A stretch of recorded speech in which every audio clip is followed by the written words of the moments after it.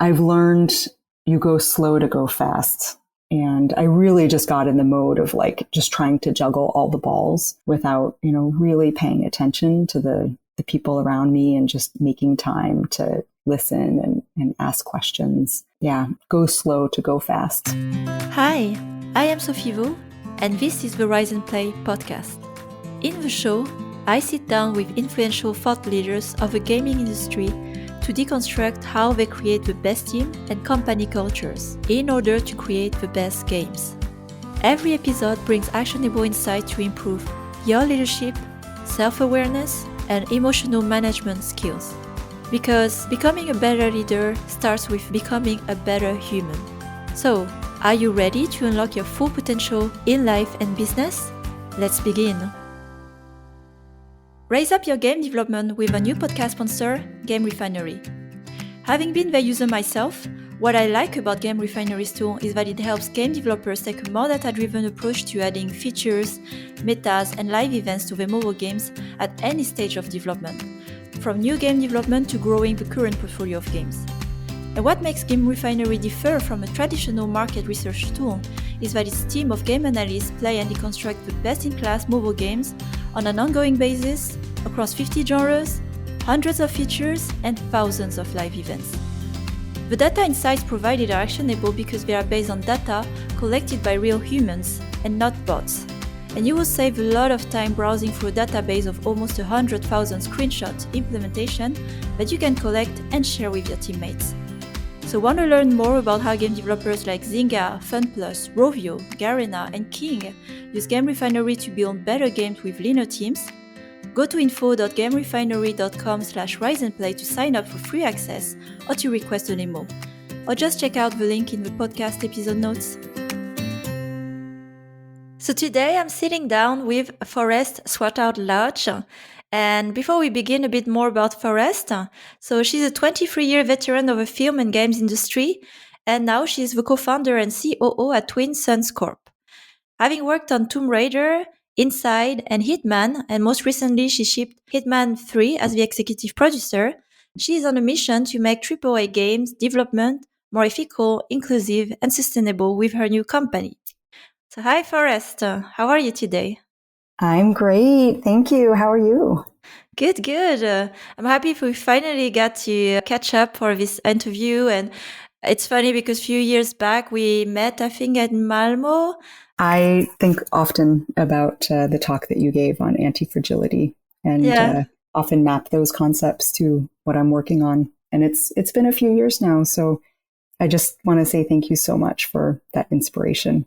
Thanks, and I'm so grateful as well to hear that as that was my intention, and I think the podcast is the continuation of it, like following up on the people who have been, inspired in some way by the concept I shared, and then to see and follow up with the execution on what they've done with their studio and culture. Let's begin and get right into that. So I think a company keeps you quite busy, but I'm asking anyway, what are the exciting things that are happening in your life right now? Well, right now it is fall in the Pacific Northwest. And I think for me this year, I'm really hoping to just, get to know the city. We moved here from Copenhagen last year. And last year was just so busy building the company and getting my family settled. This year, I'm just really hoping that we can get out in nature, do some skiing, do some hiking. So yeah, I'm just really, really enjoying the area.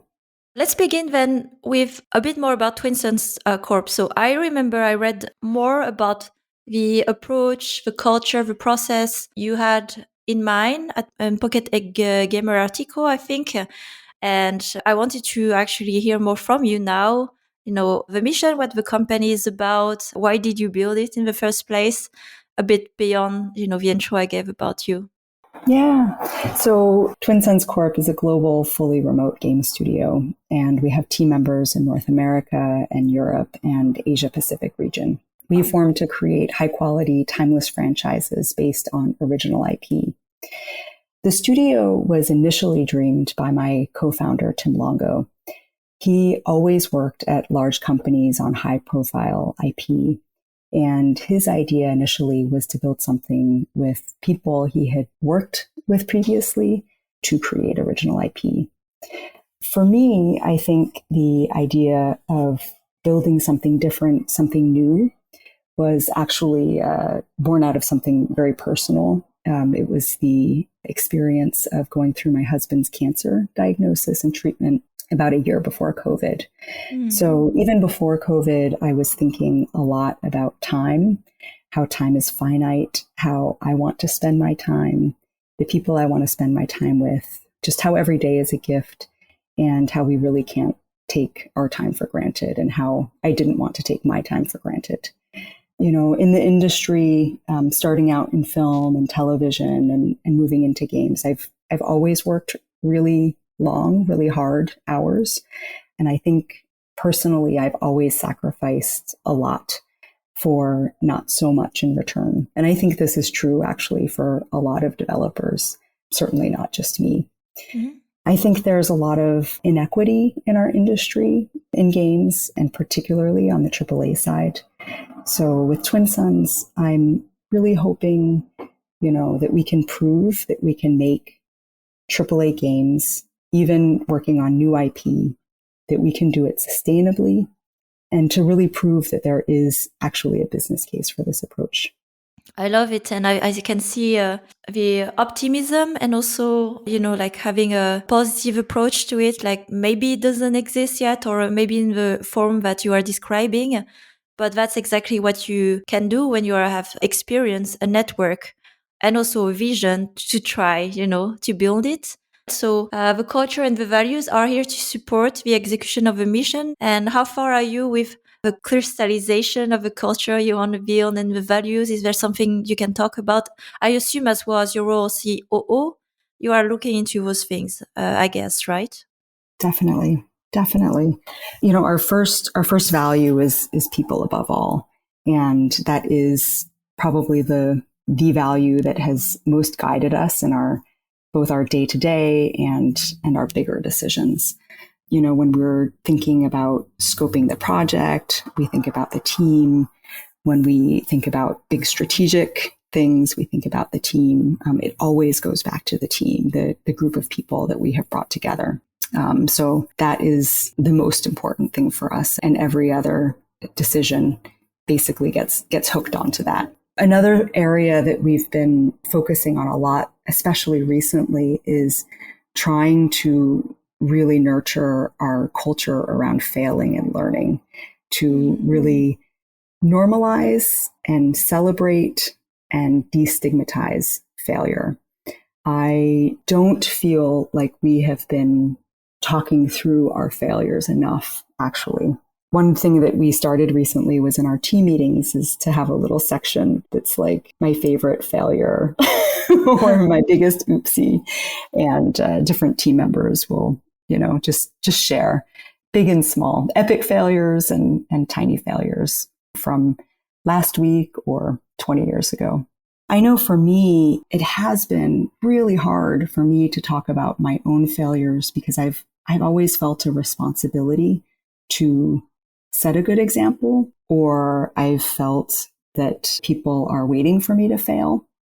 And so I've just always felt like I have something to prove and I have to succeed so that, you know, the next time someone who looks like me applies at a company, they're reminded of a success story and not a failure moment. Do you know the series Fuck Up Nights? Yeah. So I went to that and I just felt incredibly inspired and moved by women getting up on a stage and telling failure stories.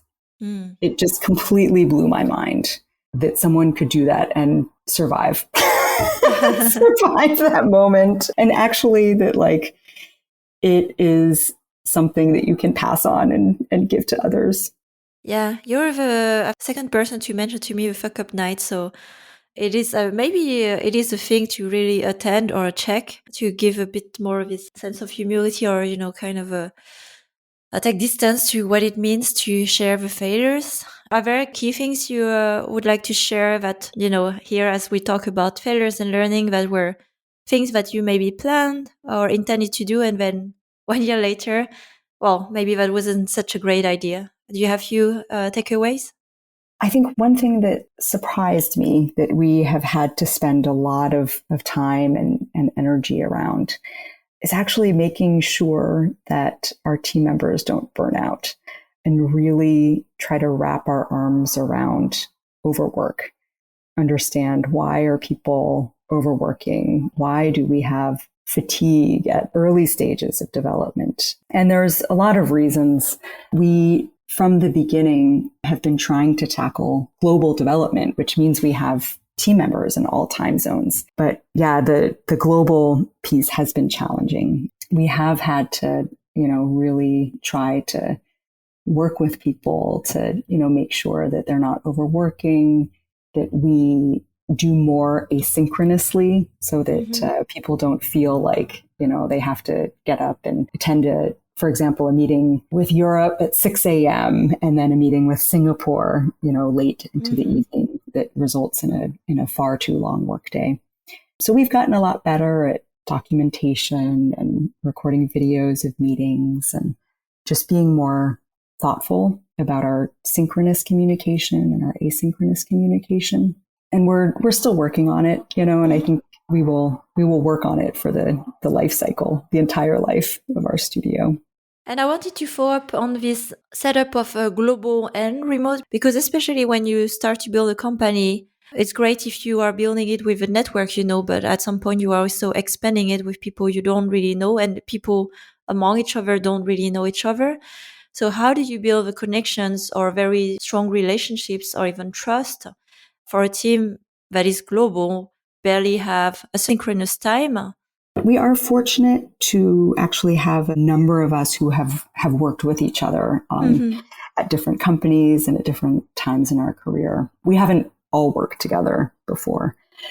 I would say, just speaking for myself, I have gotten a lot of mileage from one-to-ones, especially the people that I hadn't worked with before. I have a higher cadence of one-to-ones with those people. Yeah, that's a good one.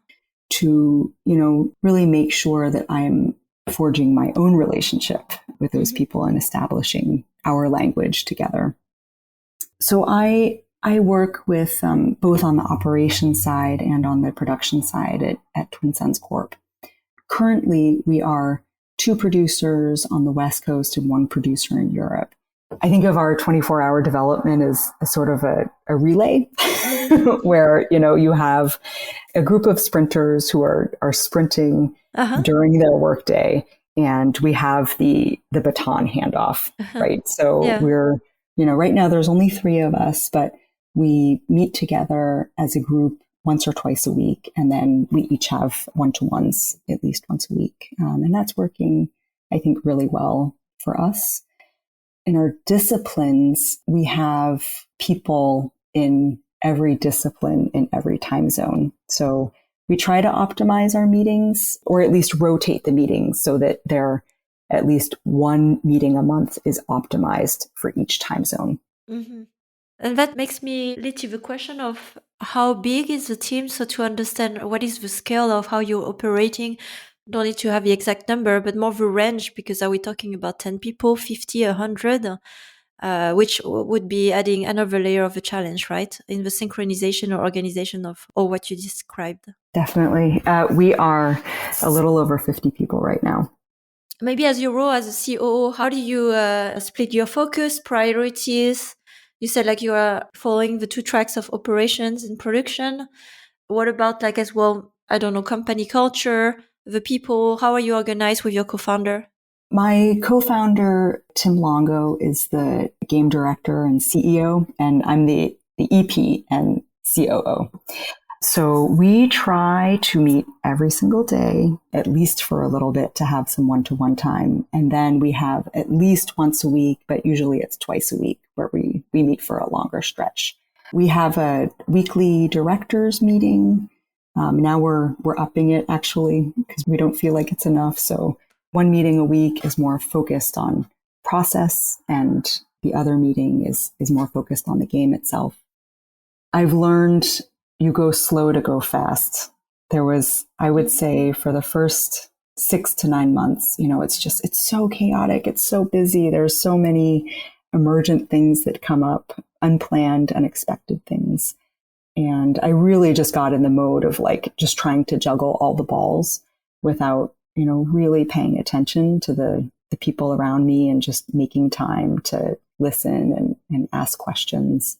Yeah. And go slow to go fast. And being not aware about AAA development, are we talking about several years, or do you need to grow even more for the production of what you're building?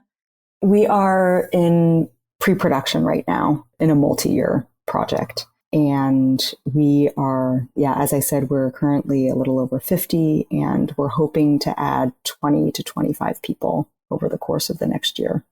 Getting more into like also the setup of a like process and remote work. Are you even meeting in real life at some point, or everything works really as best as it can remote? I'm really hoping. We've actually started having some local meetups, which I think have been really wonderful. I actually just had one with people in Seattle and one of our team members who was visiting from the Netherlands just last Friday. Wow. And that was really wonderful to see people in real life and laugh about our massive height differences. When you work with someone only online for over a year and you don't even know how tall they are. It's quite funny to meet in person for the first time and see each other in 3D. So I don't think that we will be able to in the coming year do a global retreat, but I'm still hoping. I'm crossing my fingers and toes. I would love to get the whole team together. More reasonable will probably be like regional meetups, just to give everyone the opportunity to get together in real life. I think, we thought when we formed the company that we would be able to have a global meetup within the first year, but due to the realities of COVID, we haven't been able to make it happen yet. Mm-hmm. And checking the pulse a bit of what, talents are looking for when they're looking for a new place to work. Is it a benefit for them to be working remote all the time with a global team? Or it is challenging for some people who would wish to have more, like colleagues, people that they would meet in an office space regularly? How it's been for you overall? Yeah, I think it's been a huge advantage for us. I mean, we have actually been able to get some of our team members to join us who, had gone remote during COVID and didn't want to go back. Mm-hmm. And so we were able to, capture some of those really talented team members that way. I mean, the other thing is that, we started as a remote company. We're not a company that is trying to navigate a new hybrid reality or a new reality. We started with the promise of fully remote. And so everyone that has joined is someone who, for the most part, actually shipped a game prior to joining Twin Suns in a remote context or went remote with a previous company. So we're really getting the people who have embraced remote and sort of see it as what they need in their life right now or forever. I mean, for me, I find the workplace incredibly distracting. I'm so curious about what everyone is working on. And I just found that I would be at the office, not really able to get my own deep work done. And then I would go home and then do a full day of work at home. Yeah. And so I do like 2 full days in a day. And that just was incredibly unsustainable. And, I just get to be closer to my family. I get to sort of set up my schedule in a way that makes more sense for me. Let's take a short break to hear a few words from our sponsor who are making this episode possible. Raise up your game development with a new podcast sponsor, Game Refinery. Game Refinery's analysts and data scientists deconstruct and uncover the best practices behind the most successful mobile games today. With Game Refinery, you can prioritize new features in your product roadmaps based on real-world data. Save time with a database of almost 100,000 screenshot implementations and thousands of first-time user experience videos. And create your own LiveOps playbook inspired by the best practices of leading developers. Want to learn more about how game developers like Zynga, FunPlus, Rovio, Garena, and King use Game Refinery to build better games with leaner teams? Go to info.gamerefinery.com/riseandplay to sign up for free access or to request a demo. or check out the link in the podcast episode notes. Now, let's get back to our conversation. And reflecting on your initial statement, I believe there were some low points. If you're willing to share, what were they and what did you learn from those? And also looking back, is this how you actually imagine you would spend your time? I would say in my 23 years of working, the last year was the toughest. It was also the most rewarding, and I've had the most proud moments I've ever had. So yeah, the highest of highs, and I would also say the lowest of lows. The hardest times were the times when I just let myself get sucked up in the admin. I was going to say emergent chaos, like just the things that had to be done, right? The tax form that just had to be filed, or the meetings that weren't planned for. And I was depleted because I was just focused on those things rather than connecting with the people that I chose to work with, right?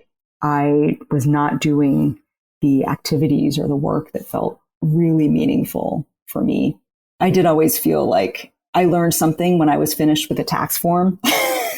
It was like, oh gosh, I really came here for the people, and I'm really here for that. So, a big learning is just that even if I'm focused on the rhythm of the business for me has to include connecting with people, both in group forms and in one-to-one.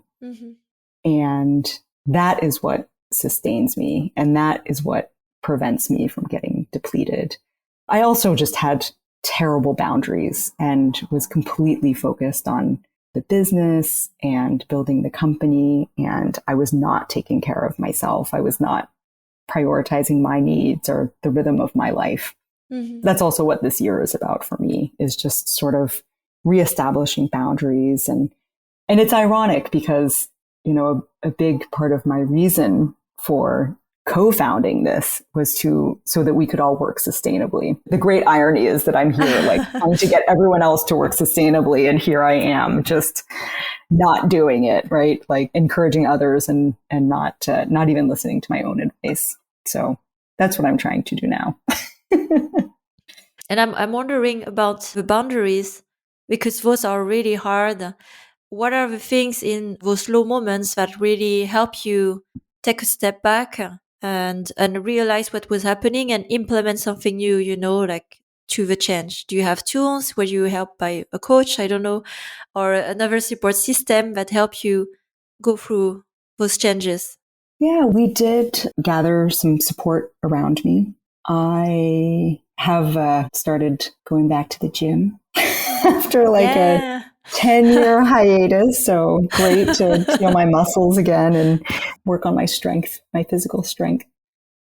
I think, we started the conversation about nature, and I think that is an important piece for me, actually, in terms of just big resets and micro resets and just being reminded of the bigger picture and the bigger world. And yes, ideally we are filing our taxes on time and things like that. And I think it connects to failure too. It's also okay if things get missed, or, then you just do your best. And, like you said, you try to sit back and reflect. What do I need to change? Who do I need to add? What process needs to be created? How do we prevent this, if it was a failure or a mistake? Or how do we sort of better position ourselves for moving forward? We've talked before about the art of asking for help, right? And I think one of the things I've learned this past year is, startup life is just so dynamic, and the people that we're working with in terms of our extended team, advisors, they're busy people. So one thing I've learned is just, keep asking for help. You don't know where the help is going to come from. A big surprise for me is our accounting firm has been just they constantly surprise me. I shouldn't be surprised anymore because they're just always wonderful and help and ways that I never expected. But I think it's just, like to just be relentless in asking for help. Like if the people that you're asking for help from can't provide it because they're busy or they're not sort of optimized for that at that moment, then just keep going. And which makes me think as well, same process when fundraising. I wanted to ask about that as well. Did you start? Did you bootstrap or did you start as well with initial support and funding? How did the process go for you? So my co-founder, Tim, was bootstrapping his time. And he had actually already started the fundraising process solo. And then I joined him. We did not have playable software. We did not have people working full time. It was just literally a pitch deck with a game concept and a company vision. It was quite challenging, but because we are such a mission-driven company, we were very curious and very focused on the mission and vision of everyone that we talked to. Mm. So when we were fundraising, we talked to basically anyone and everyone we could, and we tried to, get the most out of each meeting in terms of learning, iterating on the pitch, learning about, what did and did not land about the story that we were trying to engage people in. It was incredibly humbling to do pitch after pitch. We ended up with Hero Capital as our lead investor.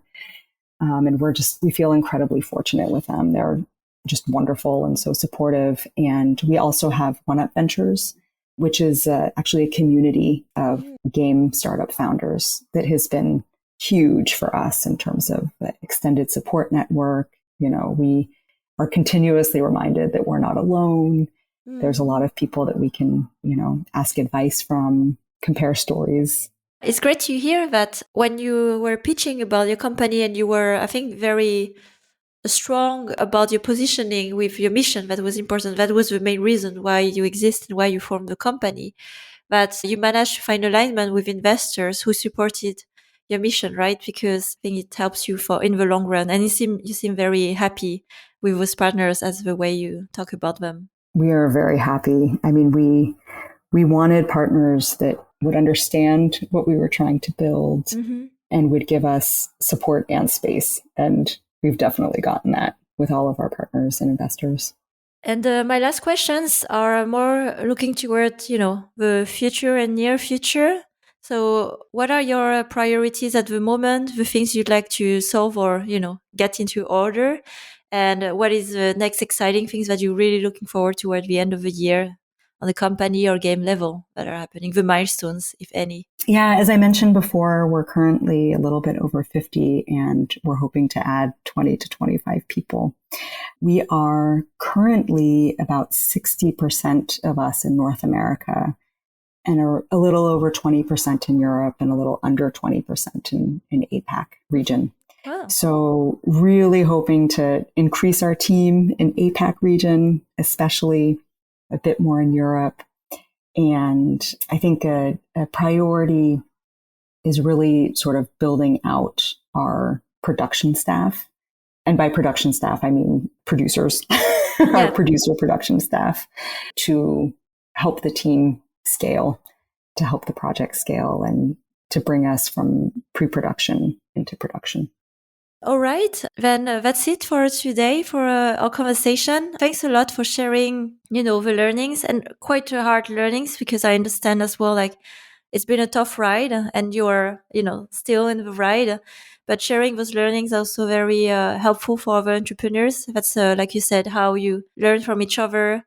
Hopefully don't do the same mistakes. So thanks a lot for sharing. And I'm really also looking forward to seeing more of public information and even like footage of your game and what you've been up to with your studio. Thank you so much for the opportunity and for having me. Thanks for listening to this latest episode of the Rise and Play podcast. I am trying to grow a community of conscious leaders across the industry and beyond. So if you want to join this movement, please share the podcast with other conscious leaders, because we have so much more we can learn from each other. Also, please don't forget to follow the show so you don't miss out on future content.